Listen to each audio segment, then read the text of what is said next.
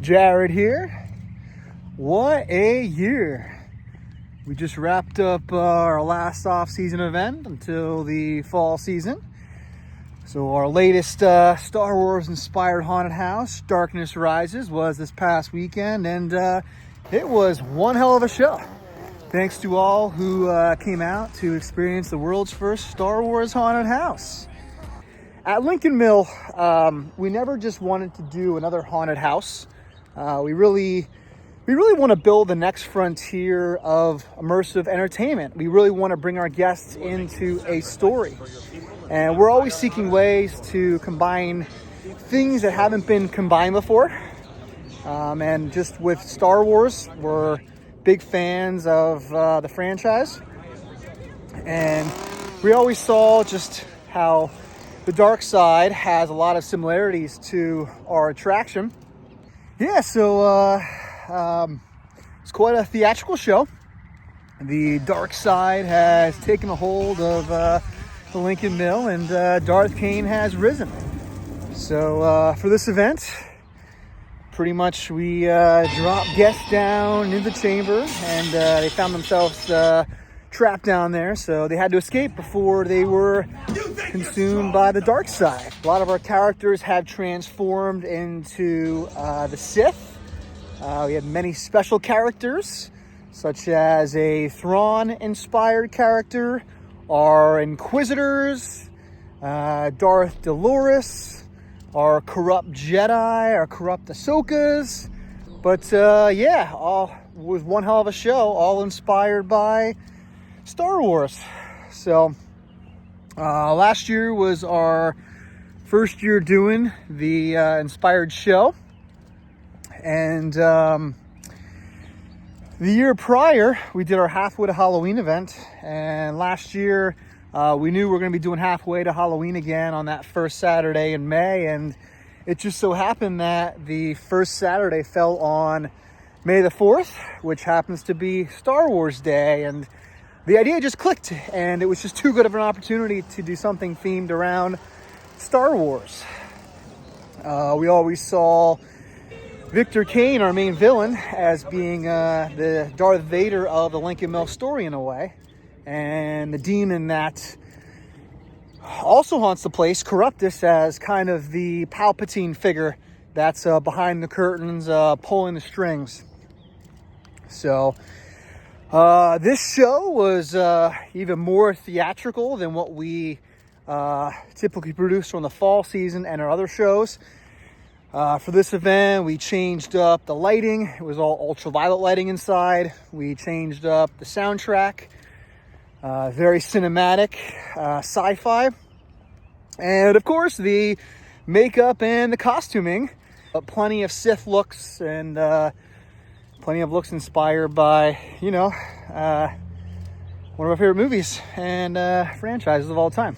I think what's unique about just kind of our experience is that we are story driven. My brothers and sisters are waiting.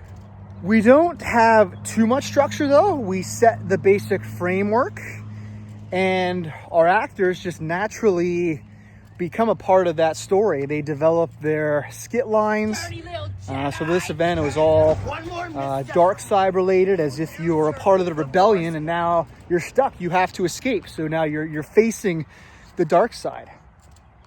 But it's truly amazing what happens inside the show. There's just this collective energy among our actors and our team that it does very unexpected things, and that intensity is just so powerful. And we really kind of attribute it to the passion, the heart, and the attitude that everyone on our team contributes. And just this collective force really creates something remarkable inside the mill. We're only a few years old now. We're still a pretty new haunt, but we're constantly seeking out ways to be a little different, provide an experience that people don't traditionally get at haunted houses. So we're continuing to find our way, but we just believe in the power of story. But I think one of the coolest things about the show are the Saber saws out in the Midway.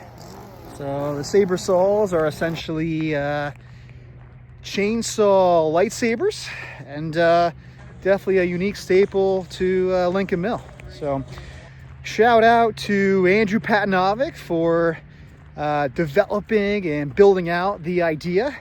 I'm not aware of any other haunt out there that has the Saber saws. So, but I think what's unique is like you combine ideas that haven't been combined before, like Star Wars and horror, and suddenly it creates a new avenue for new ideas, such as the Saber saw. But the unexpected things that happen when you create just kind of the symphony, a show like a Star Wars haunted house, is like these unexpected things happen that you would never have imagined. When the sun goes down for this event, it just completely changes. So this event started at 7 p.m. So it wasn't quite dark yet. Got dark around 8 o'clock.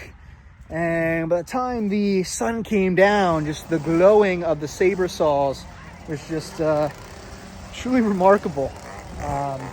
It's hard to explain it. You kind of have to see it in person. So, a little unfortunate though. By the time it got dark, the freaking weather didn't quite cooperate with us again, same as last year. We had a pretty heavy downpour, thunder, lightning, hail. So we unfortunately had to shut down the show for about 25 minutes. But luckily, the weather then cleared up and everyone came back to experience the show. We had to turn people away, but everyone did come back after the heavy rain stopped, and they got to experience the Saber saws at night and the show at night. I think what was really interesting for this show is like the lightness and the dark. Usually like haunted houses aren't quite as effective when it's still light out. In our case, like for how amazing our makeup looks we're actually pretty excited that our guests got to see the incredible makeup looks by our makeup team before it got dark. And then when it got dark, they got to see the Saber saws and the true dark side. So it was like light to dark, which is kind of a common theme in Star Wars, kind of that duality. You need the dark in order to have the light.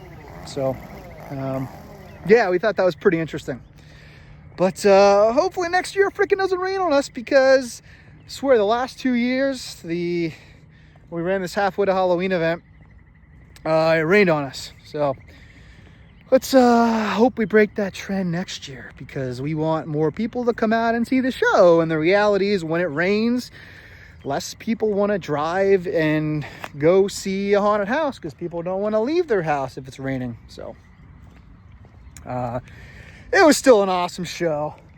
I just wish more people got to experience it. I mean, we had a pretty great crowd for doing this though, so we're definitely appreciative of that all the people that got to come out and see this show really kind of experience what Lincoln Mill is about, which is really kind of like this theatrical experience. So